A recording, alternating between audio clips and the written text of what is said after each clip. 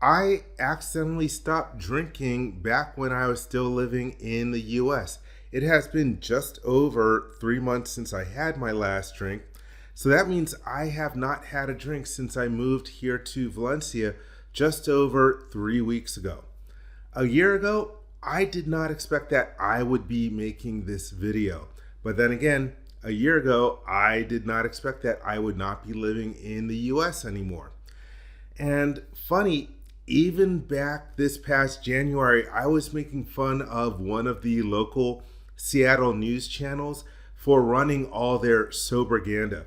Every January, they would run news stories about, oh, fewer people are drinking, and this is how you can go out and have fun even if you're not drinking. And yet, now here I am, one of those people who is not drinking. This is probably going to be a long video, so I want to give some of the main points up front so you don't have to watch the whole thing. So first off, if I had not decided to become an expat, I probably would not have stopped drinking. The second point is, one of the reasons I decided to drink less was because I was moving to a country where it would have been so much easier to drink. And I only stopped drinking because of the positive benefits that I experienced in my quest to cut down on drinking before becoming an expat.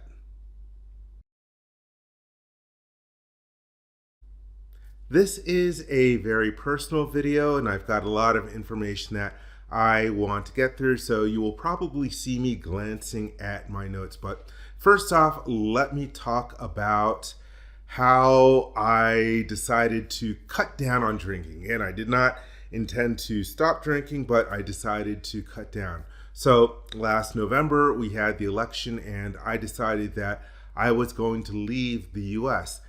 My top three choices for countries were Spain, Portugal, and Mexico. And so there are the stereotypes about certain cultural aspects of those countries. So for example, there are siestas, and you can drink wine and sangria at lunchtime, then take a rest. Then you can go out to dinner, and dinners last for hours, and you sit around on patios and you're drinking more wine and sangria. And so that's kind of a romantic notion of what life in those countries would be like.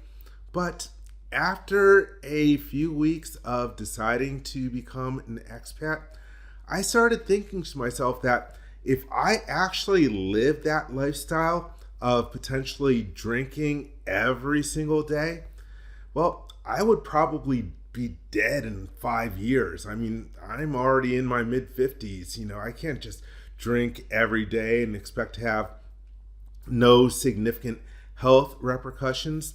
And my other main thought was that there's no point going to another country if I'm just going to replicate the way that I was living in Seattle in that other country. And so when I was in Seattle, like many people, I had a habit of drinking on the weekends, drinking on Friday night and Saturday night. And I did not just want to take that habit of drinking on Friday and Saturday nights over to Spain. And so for that reason, back in late November, December of 2024, I decided to cut down on my drinking.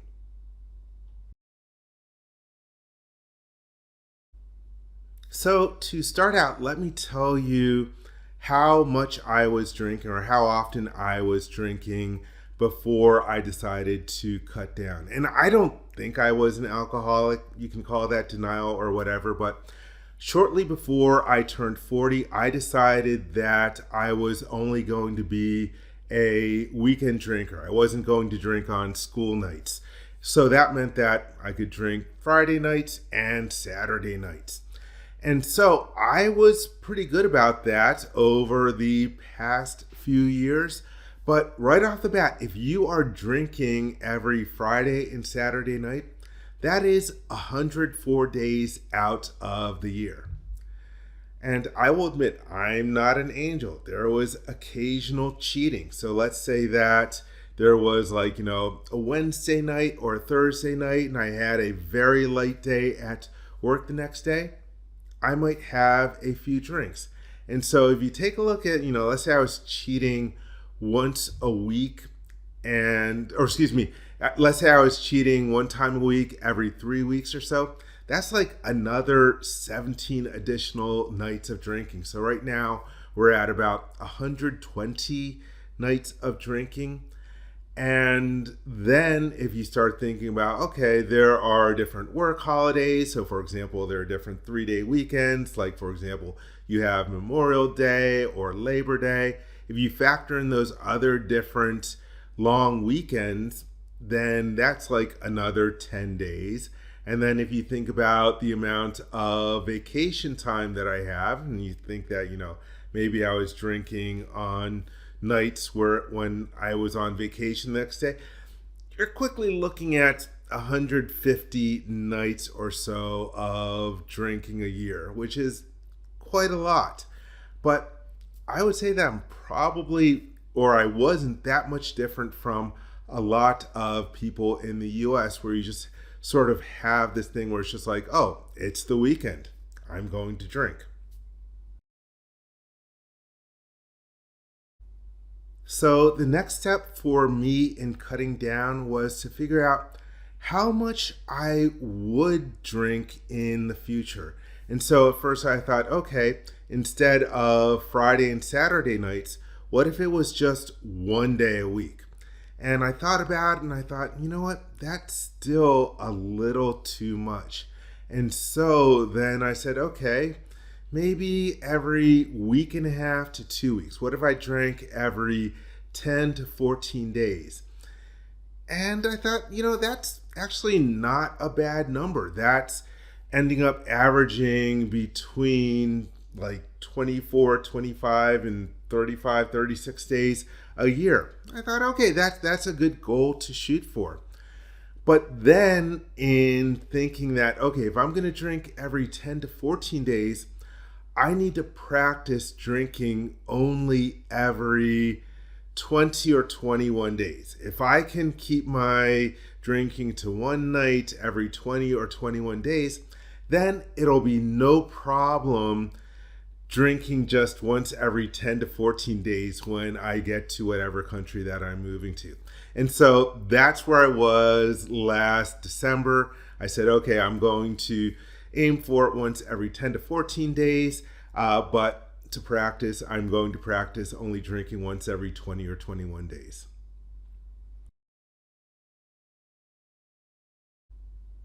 All right, so let's talk about the process that I use to cut down on my drinking, where before I was drinking Friday and Saturday nights, and I wanted to get down to once every 20 to 21 days.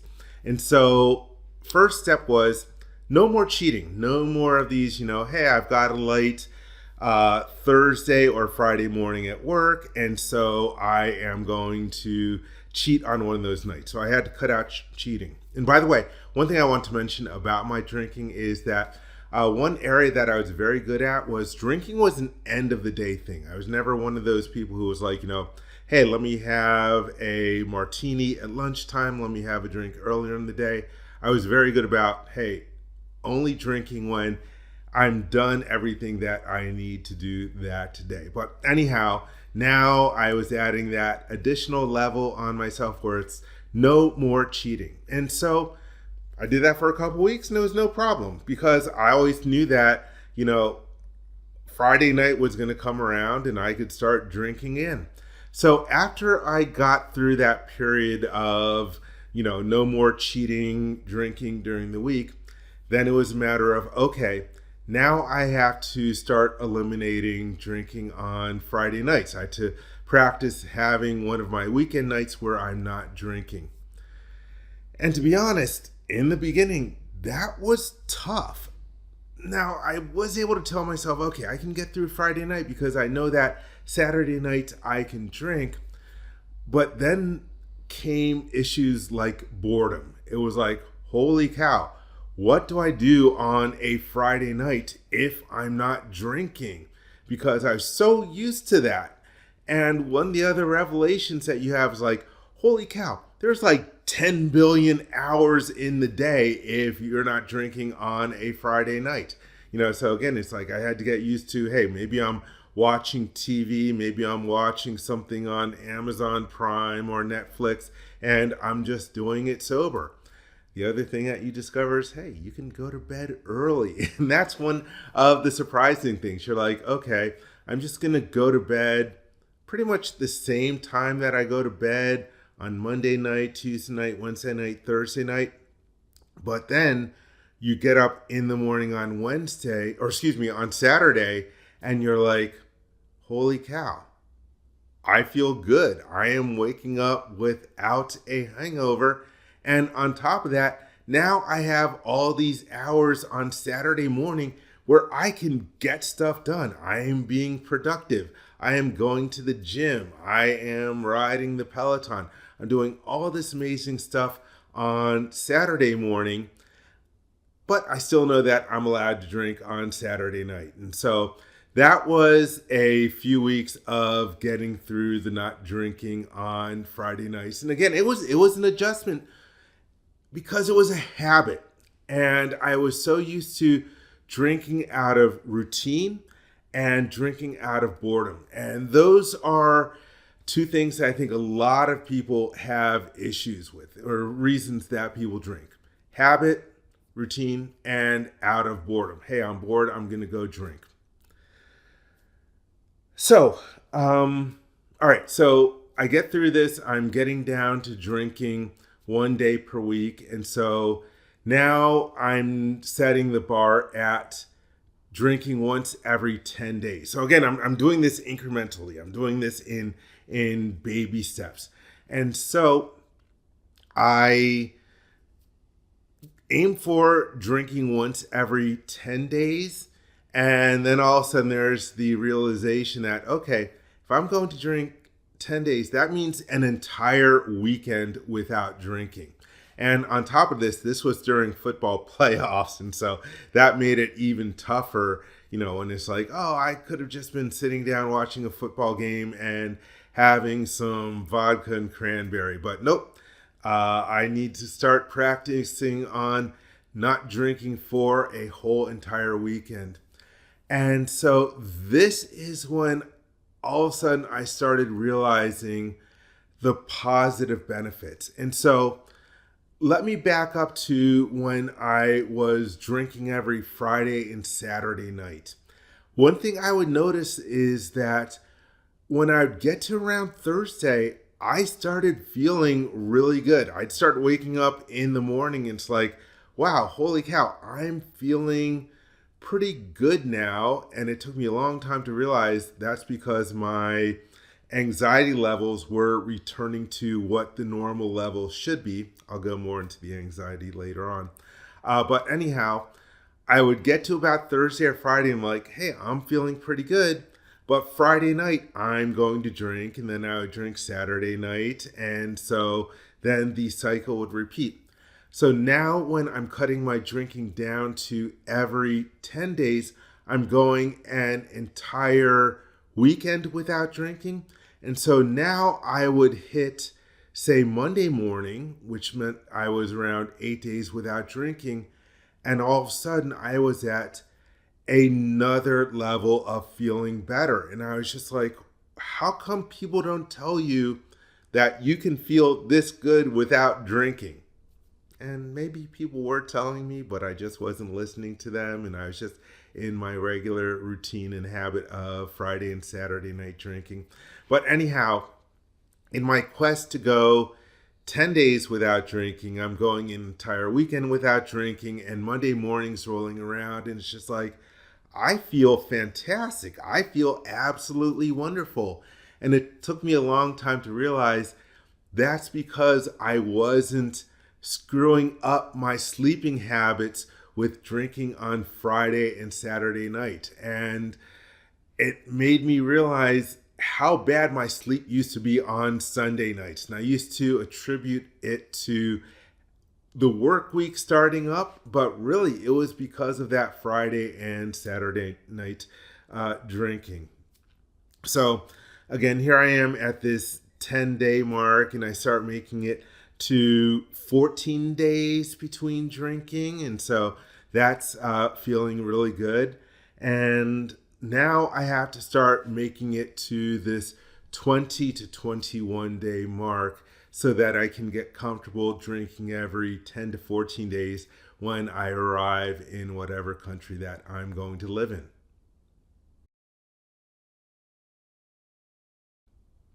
Okay, so now I am at the point where I need to try going 20 or 21 days without drinking. And I decided to do this in March after I get back from my trip to Spain.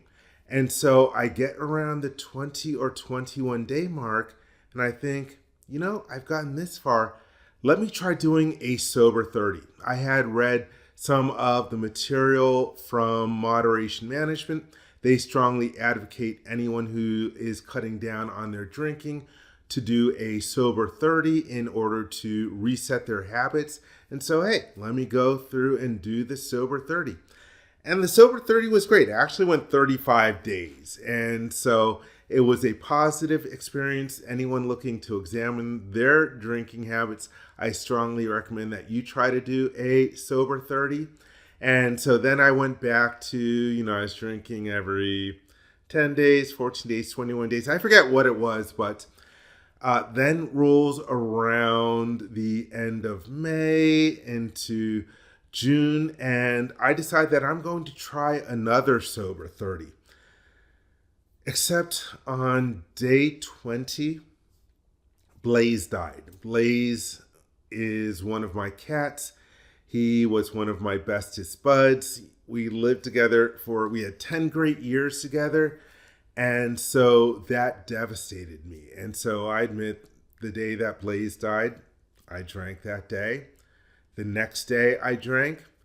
The following weekend, I drank again Friday and a Saturday night. I ended up drinking 6 times in the month after Blaze died. But then July 14th, I decided that I was going to stop drinking for now. And that ended up being a great decision because things were getting really bad in the US. And I knew at that point that I needed to get my butt in gear and leave. And I've realized since then that I really could not have done that while I was drinking. It really helped to be sober, because one thing I realized was that drinking screwed with my anxiety.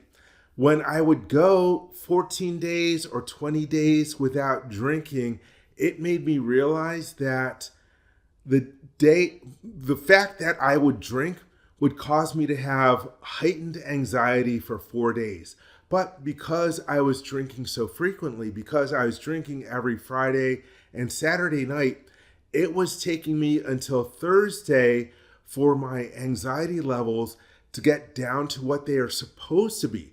What I was living through, like from, Fridays through Wednesdays, I thought that's how my anxiety level was supposed to be. I thought that was normal. But it turns out that when I was getting to Thursday or Friday, after 4 or so days without drinking, that's how I was supposed to feel all the time. But anyhow, I realized that I could not have gotten through making the move to another country if I was drinking, or at least would have been so much harder, especially the day of leaving, traveling with my cat Bella to Spain. It would have been so much harder to do that if I was living at my previous anxiety levels. And the last 3 weeks here, while I've been in temporary places and looking for a place to live long term, if I was living at my old anxiety levels, that would have been hell. And so that's sort of the stuff that has made me realize that I'm not drinking right now. I've stopped drinking. And I don't know if I've stopped drinking forever, but I know that I'm not drinking right now. So, anyhow, that's where I currently am with my drinking. I've made it to the 3 month mark. I have noticed even more positive health benefits. I'll make a separate video on the health benefits. Now that I've made it 3 months, it'd be really great to go an entire year, especially because of the healing that will happen to my liver from the damage I've done over all those different years of drinking. But anyhow, we will see what happens. The point is, today I'm not drinking, and we'll see how long that goes.